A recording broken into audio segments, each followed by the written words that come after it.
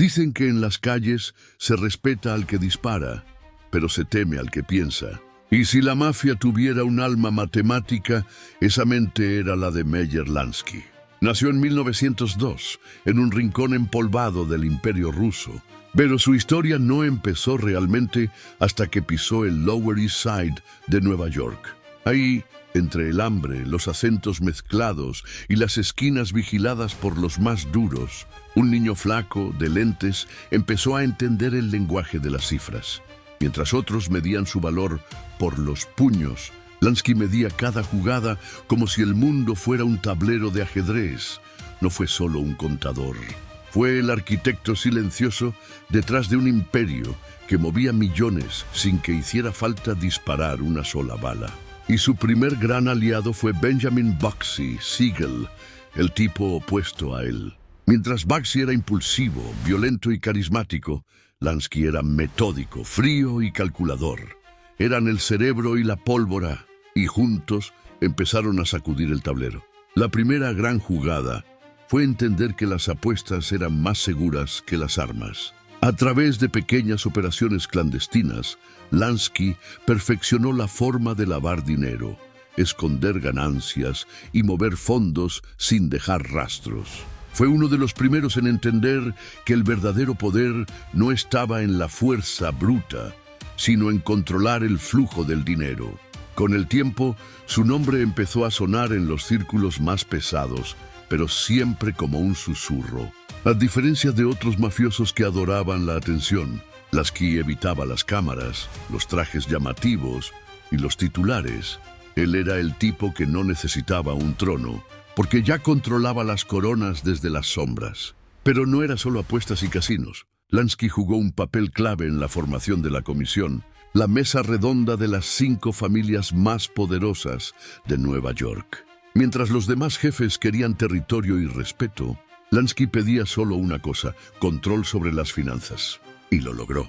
Él fue quien diseñó muchos de los esquemas de inversión que convirtieron a la mafia en un negocio legal, al menos en apariencia. Uno de sus movimientos más legendarios fue en Cuba. Antes de que Fidel Castro tomara el control, Cuba era el patio trasero de los mafiosos estadounidenses. Con el visto bueno de Batista, Lansky transformó La Habana en un paraíso de apuestas, lujos y ganancias interminables. Allí, entre casinos, hoteles y fiestas interminables, construyó lo que sería el modelo perfecto del lavado de dinero. Pero no todo fue glamour. En el fondo, Meyer sabía que su mundo era frágil.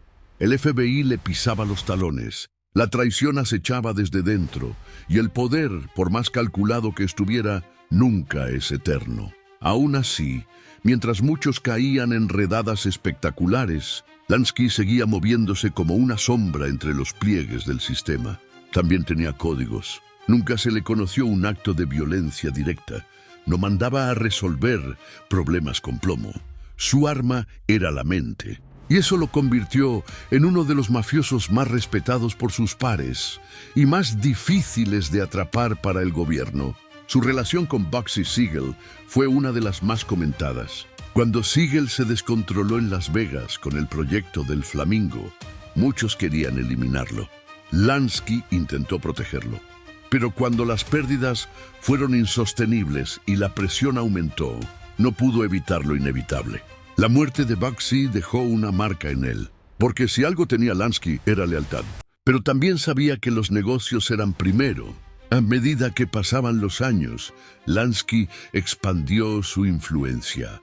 No solo controlaba operaciones en Nueva York y Cuba, tenía conexiones en Miami, Nueva Orleans, Las Vegas y hasta América Latina.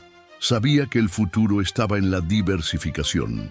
Mientras otros se enfrascaban en guerras territoriales, él invertía, legalizaba y adelantaba jugadas. Pero el punto más tenso de su historia llegaría cuando intentó escapar a Israel bajo la ley del retorno. En los años 70, con cargos federales acumulándose, Lansky pensó que podía encontrar refugio en la tierra de sus antepasados, y por un tiempo lo logró. Vivió en Tel Aviv como un ciudadano común, paseando por la playa, comiendo en cafés, como si su pasado fuera parte de otra vida. Sin embargo, Estados Unidos presionó. Y tras una larga batalla legal, Israel lo expulsó. Cuando regresó a Miami, parecía un anciano más, pero seguía siendo el cerebro que había desafiado al sistema durante más de medio siglo. Su historia no es la de un matón, es la de un estratega, un tipo que entendió que la calle puede dar poder. Pero la inteligencia te da legado. La reputación de Meyer Lansky ya era sólida, pero aún faltaban los grandes movimientos, la expansión, la diversificación y, sobre todo, la legitimación del dinero. Porque para Lansky no bastaba con tener millones, había que saber moverlos sin dejar huella. Su visión era clara, la mafia tenía que evolucionar. No podían seguir escondiendo fajos de billetes debajo del colchón. Él quería algo más grande. Por eso se convirtió en el arquitecto silencioso de una red de casinos, bancos y negocios que parecían legales, pero que eran máquinas de lavar dinero a escala industrial. Uno de sus primeros grandes laboratorios de operaciones fue Cuba. Antes de que llegara la revolución, Lansky vio en la isla una oportunidad dorada. La Habana era el paraíso del Caribe. Turismo, alcohol, música y, sobre todo, la oportunidad de convertir los casinos en centros de inversión para las familias. No era solo un sitio para apostar, era un punto estratégico para mover dinero, invertir ganancias y crear una fachada de legalidad impecable. Y así, sin mucho ruido, Lansky se convirtió en la mano invisible que controlaba la economía subterránea de la isla. Tenía contactos en el gobierno de Batista, empresarios que le abrían puertas y socios que confiaban ciegamente en su discreción. Pero como todo imperio clandestino, estaba construido sobre terreno inestable. Cuando Fidel Castro tomó el poder, todo se derrumbó. Los casinos fueron clausurados, las propiedades expropiadas y la mafia perdió millones. Muchos jefes se hundieron con esa caída, pero Lansky no, porque él nunca apostaba todo en una sola ficha. Ya había diversificado sus operaciones en Las Vegas, donde los casinos comenzaban a florecer bajo la supervisión de otras familias. Además, tenía inversiones en Suiza, América Latina y hasta en el mercado inmobiliario de Nueva York, donde otros veían ruina, él veía reinicio. Y eso es lo que lo hizo diferente. Mientras algunos se enfocaban en el poder de la calle, Lansky se centraba en el poder de la planificación. Él sabía que la verdadera guerra se ganaba en los números, no en los tiroteos. Su círculo de confianza era mínimo. Solo unos pocos sabían realmente cuánto dinero movía. Ni siquiera los federales podían rastrear sus operaciones. Tenía empresas fantasmas, cuentas cifradas, testaferros en diferentes países. A veces parecía que Lansky era más un banquero suizo que un mafioso del Bronx. Y sin embargo, su respeto en las calles era absoluto. Porque todos sabían que sin Lansky no habría imperio. Lucky Luciano lo sabía. Frank Costello lo sabía. Incluso los jefes de Chicago, los de Nueva Orleans, los de Kansas City. Todos sabían que si necesitabas mover una fortuna sin dejar rastro, Meyer era el hombre indicado. Pero no todo era dinero. Lansky también era estratega político. Ayudó a financiar campañas, compró voluntades y tejió una red de favores que lo protegía incluso en los tribunales. Era el tipo de hombre que nunca se ensuciaba las manos, pero que controlaba los hilos de todo lo que pasaba. Y mientras otros jefes terminaban en la cárcel o desaparecían por traiciones internas, Lansky se mantenía libre, caminando con bastón por las calles de Miami, con traje beige y gafas oscuras. Un anciano invisible para la ley, pero eterno para la historia. En los años 70, cuando la mayoría de sus contemporáneos estaban muertos, tras las rejas o retirados, él aún seguía operando desde las sombras. Nadie sabía con certeza cuánto dinero había acumulado. Algunos decían que tenía cientos de millones escondidos en bancos suizos. Otros, que era dueño parcial de medio Miami sin que su nombre apareciera en un solo documento. Pero Lansky sabía que el reloj no se detiene. Y aunque su cuerpo empezaba a fallar, su mente seguía afilada como una navaja. Estaba a punto de enfrentarse a su última gran batalla, el gobierno de Estados Unidos, y lo haría como siempre, sin violencia, sin escándalos, sin ruido, solo con estrategia, astucia y cálculo frío. Mientras Lucky Luciano tejía alianzas y Capone llenaba los titulares, Lansky seguía trabajando desde la sombra, como el arquitecto silencioso que construía una red criminal con la precisión de un reloj suizo. No necesitaba levantar la voz ni hacer demostraciones de poder. Su arma era la lógica, su protección eran los números, y su imperio crecía con cada cálculo. En los años 40, mientras la Segunda Guerra Mundial se desataba, Lansky vio una oportunidad única. El gobierno estadounidense, temiendo sabotajes en los puertos del este, recurrió a la mafia para asegurar la logística naval. Y ahí entró él. Fue clave en la Operación Underworld, colaborando con la Oficina de Inteligencia Naval. A cambio de su ayuda, Lansky intercedió por su amigo Lucky Luciano, quien cumplía condena en prisión. El trato era claro: tú ayudas al gobierno y nosotros suavizamos tu caída. Así, una vez más, Lansky demostró que en su mundo, el verdadero poder era saber negociar con enemigos sin ensuciarse las manos. Pero Lansky no se quedó solo en la costa este. Su visión era global. En la posguerra, mientras muchos gánsteres seguían en lo mismo de siempre, él miró hacia el sur y encontró en Cuba el terreno perfecto para su próximo gran movimiento. En La Habana, donde el ron, los casinos y la política se mezclaban, Meyer vio oro puro. Con el apoyo del dictador Fulgencio Batista, estableció una red de casinos que eran verdaderas máquinas de dinero. Todo estaba calculado, desde las fichas en las mesas hasta las maletas que transportaban el efectivo. La Habana se convirtió en Las Vegas antes de Las Vegas. Celebridades, políticos y mafiosos se cruzaban en las mismas alfombras rojas. Pero mientras todos disfrutaban del brillo, Lansky contaba cada dólar. Su sistema de lavado y reinversión era tan limpio que muchos ni siquiera sospechaban que detrás de esos hoteles de lujo estaba el mismo hombre que había comenzado con dados callejeros en Nueva York. Sin embargo, todo imperio tiene su sombra. En 1959, la Revolución Cubana estalló y Fidel Castro tomó el poder.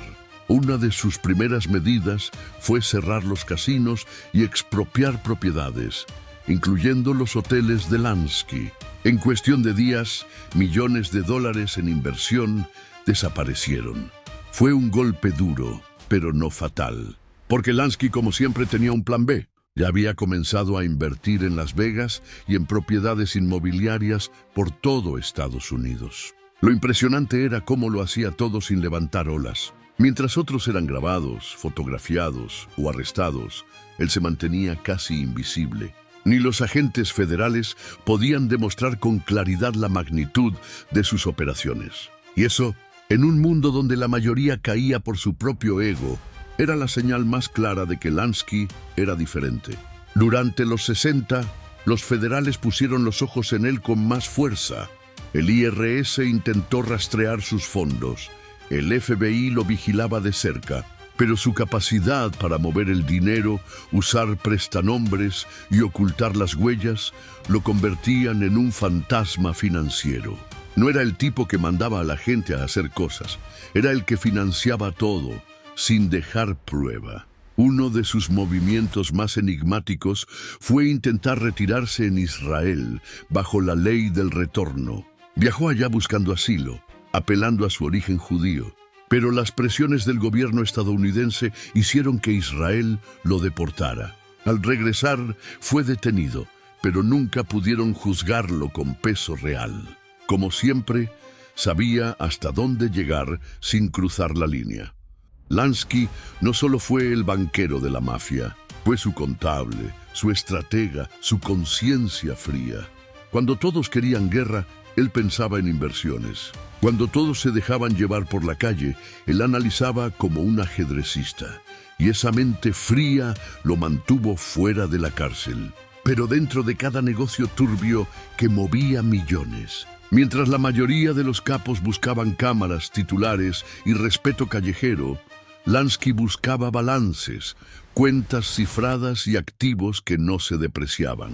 A medida que pasaban los años 40 y la mafia americana se expandía, él ya no solo pensaba como un mafioso, pensaba como un banquero internacional. No necesitaba territorios, necesitaba rutas. No necesitaba soldados, necesitaba contadores que supieran mover capital sin dejar huellas. Una de sus jugadas más maestras fue Las Vegas. Aunque Bugsy Siegel fue la cara visible del proyecto Flamingo, Lansky fue el verdadero inversionista detrás del telón. Él entendía que el juego era el futuro y que el desierto de Nevada podía convertirse en un paraíso financiero.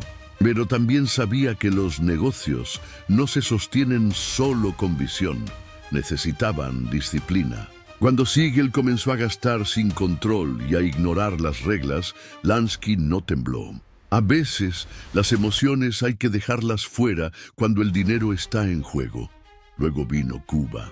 Meyer convirtió La Habana en el centro de operaciones del lavado de dinero más elegante del hemisferio.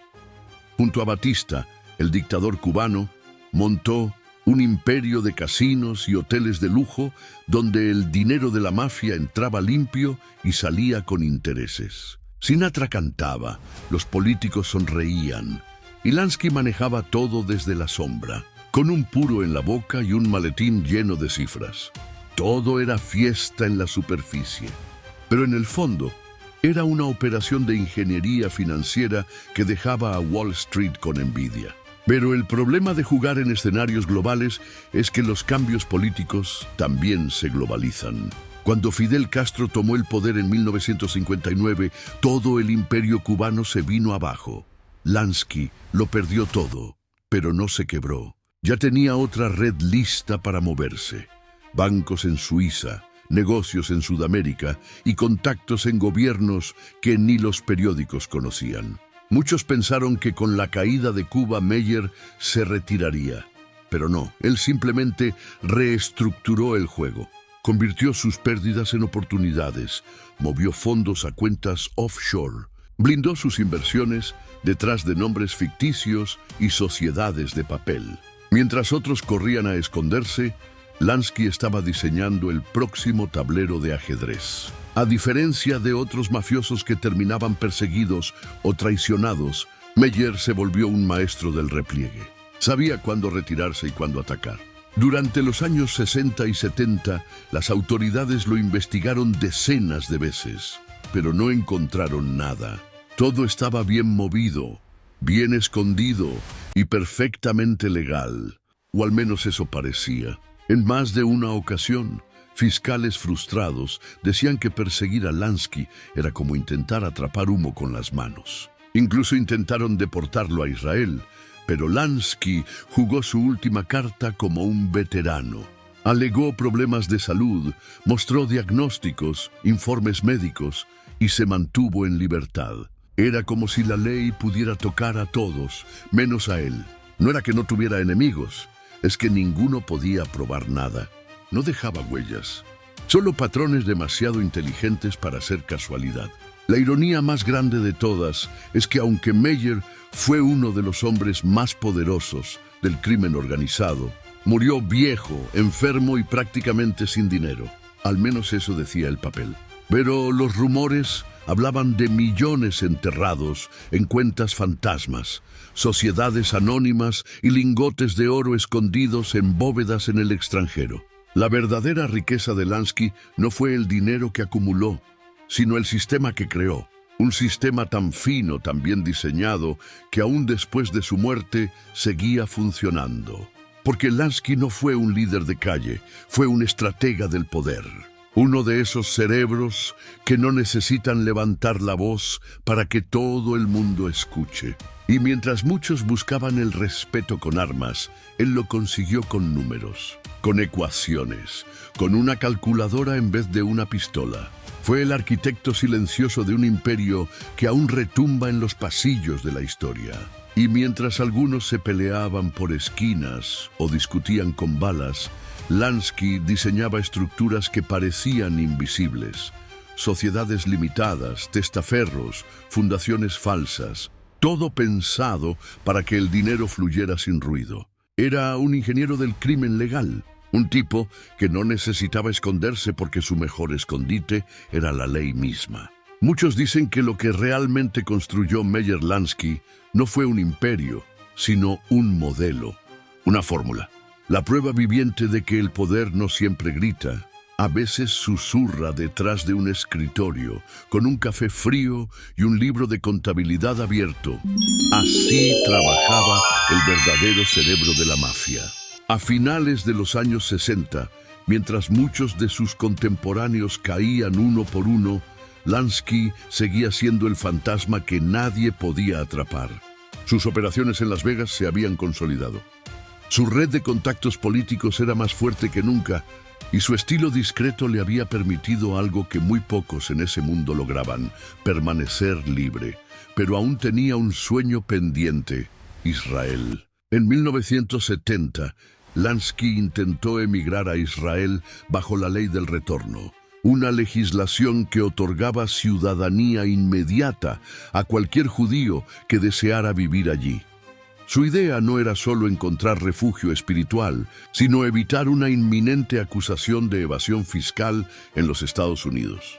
Durante 2 años vivió en Tel Aviv como un ciudadano más.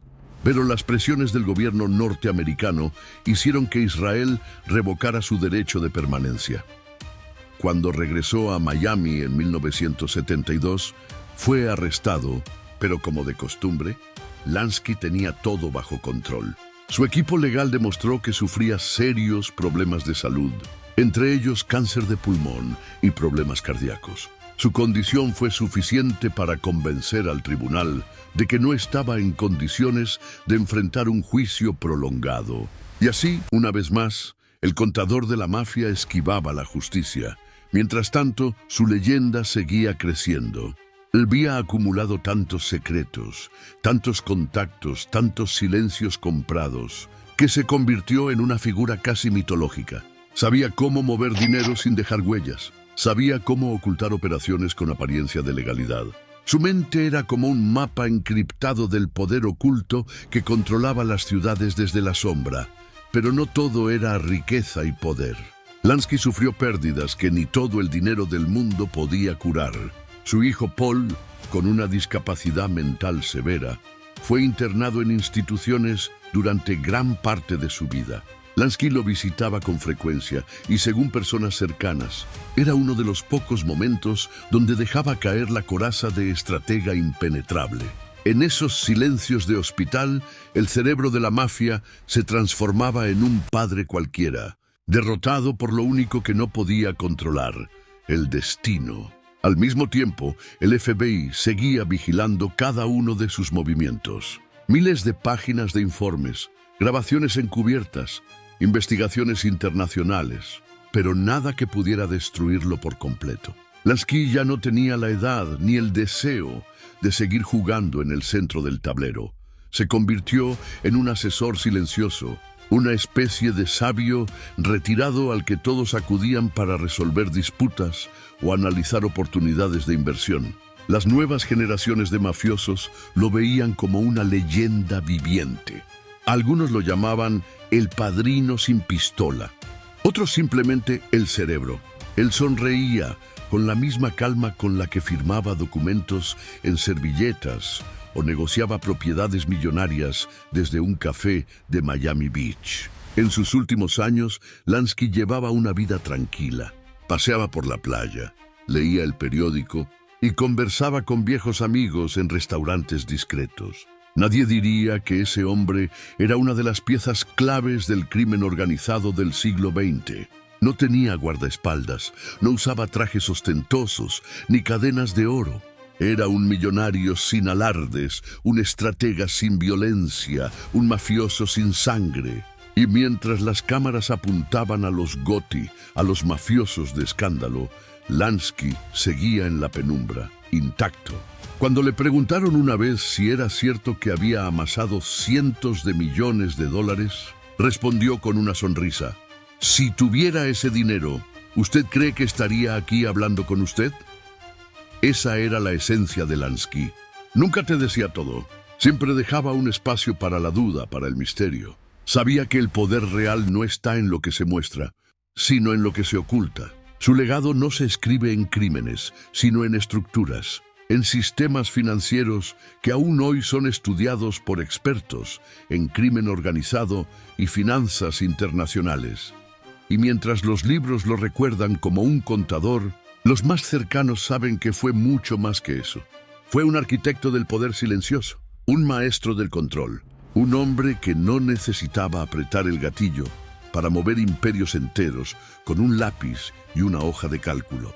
Dicen que el poder sin paz es una condena disfrazada de éxito. Meyer Lansky logró lo que muy pocos en el mundo del crimen pudieron siquiera imaginar: vivir muchos años, evitar la cárcel y convertirse en una leyenda. Pero si uno mira más de cerca, ¿de verdad ganó? Desde afuera parece que lo tenía todo: dinero, respeto, inteligencia, contactos en medio planeta. Pero por dentro, el costo fue altísimo. Vivió huyendo, desconfiando, sabiendo que un paso en falso podía borrar todo lo construido. Tuvo que esconderse, sacrificar familia, ver cómo amigos y socios caían uno por uno. Su vida fue un ajedrez eterno, y nadie juega para siempre sin perder piezas importantes. Lansky fue admirado por su mente, pero esa misma mente lo mantenía despierto por las noches. Cada decisión tenía consecuencias, cada trato un riesgo, y cada traición una cuenta pendiente. Así vivía el cerebro financiero de la mafia, rodeado de lujos, sí, pero también de silencios, secretos y sombras. Y es ahí donde está la verdadera enseñanza. Muchos jóvenes hoy en día ven ese mundo como una salida fácil. Ven películas, series, escuchan historias de jefes que mandaban desde la cárcel, de tipos que se hacían millonarios sin estudios, sin jefes, sin límites. Pero lo que no se ve es el precio que se paga, porque el crimen puede darte brillo, pero nunca te da paz. ¿Sabes cuántos hombres como Lansky terminaron solos? ¿Sabes cuántos murieron traicionados por sus propios aliados? ¿Cuántos tuvieron que mirar a sus hijos desde una celda, o vivir en el exilio, o desaparecer porque sabían demasiado? Esa no es vida, eso es una condena lenta, disfrazada de poder. La verdadera grandeza no está en romper las reglas, sino en construir algo que dure sin tener que mirar hacia atrás. Lansky, con todo lo que logró, pasó gran parte de su vida escapando, y aunque nunca lo atraparon, vivía atrapado por dentro. Por sus decisiones, por los fantasmas del pasado, por el miedo constante de que el castillo de naipes se derrumbara. Hoy hay miles de maneras de construir imperios legales, de emprender, de estudiar, de salir adelante sin tener que pisotear a nadie, sin tener que esconderse. El respeto real se gana con esfuerzo, con disciplina, con visión, no con temor ni con pistolas, ni con silencios comprados. Y si algo nos enseña la historia de Meyer Lansky, es que el crimen organizado no es un camino, es un laberinto. Puedes avanzar, escalar, ganar dinero, pero tarde o temprano te das cuenta de que no hay salida, solo más puertas cerradas, más enemigos invisibles, más noches sin descanso. Muchos dicen, Lansky murió libre, pero también murió solo, cuestionado, perseguido por preguntas que nunca quiso responder. Nadie sabe cuánto dinero dejó, nadie sabe cuántos secretos se llevó. Pero todos saben que, aunque fue inteligente, vivió en guerra con el mundo y con su propia conciencia. Así que si estás viendo este video y en algún momento pensaste que ese estilo de vida es admirable, piénsalo bien. La calle puede darte aplausos, pero la vida necesita tranquilidad. Y eso en ese mundo no existe.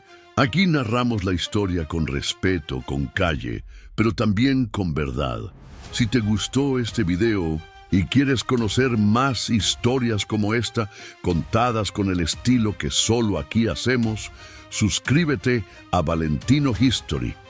Comenta qué personaje quieres que contemos la próxima vez y comparte este video si tú también crees que el conocimiento puede cambiar caminos. Porque al final, la historia no es solo para recordar, es para aprender de ella.